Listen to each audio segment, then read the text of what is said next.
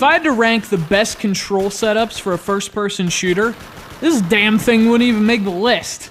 Now, for me, the best way to control a shooter is with something like the Wii Remote or PlayStation Move. That way you get the accuracy of a pointer with the maneuverability of an analog stick. Of course, if you're good at maneuvering with a keyboard, a simple mouse can't be beat. But you know what else would make my list? The Nintendo DS. Yeah, believe it. Hand cramps aside, it had a great setup for first-person shooters. It didn't have many first-person shooters. But this is one of the few, the proud, the shooters of the Nintendo DS. It's Call of Duty World at War. Just maybe ice your palms after playing.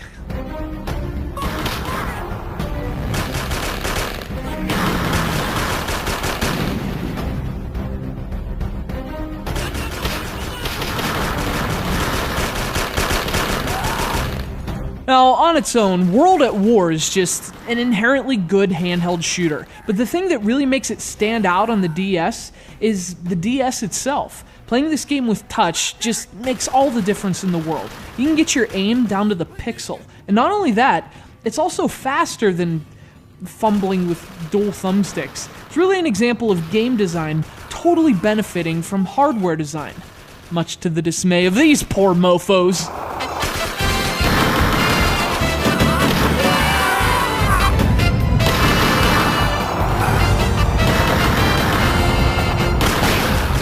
So the touchscreen changes a lot about Call of Duty. Some of it's for the better, like aiming with the stylus, but a lot of it's more subjective. One of the interesting things about World at War on the DS is that it doesn't just do touch aiming, it pushes touch throughout the experience, and not all of those ideas hit the target. The ships are firing at us! Take them out, quick!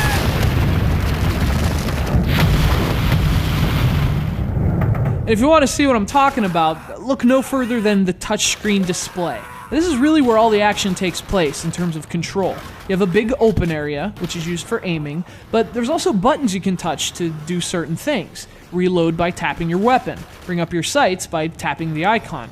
And that stuff works alright, despite forcing you to briefly look away, but dragging a panel to change weapons? Ugh. Not as alright.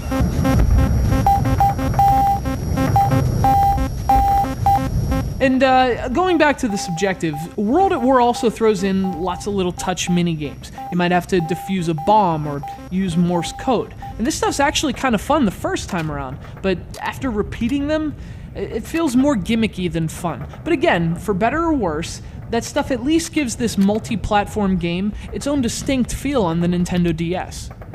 Now, the gameplay is pretty much what you'd expect, but given the hardware's limitations, it almost has a gallery shooter feel at times. Like, the bad guys aren't very mobile. They mostly just pop up, like cutouts. But it's still fun, and for what it's worth, the game's actually impressive on the DS. The environments are really big, and the graphics are surprisingly good given the platform.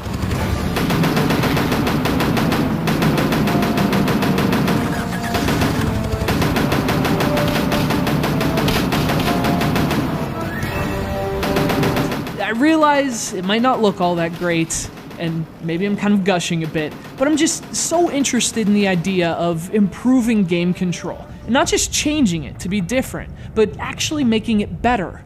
A lot of the things about the DS and the Wii were just gimmicky changes, just to be different.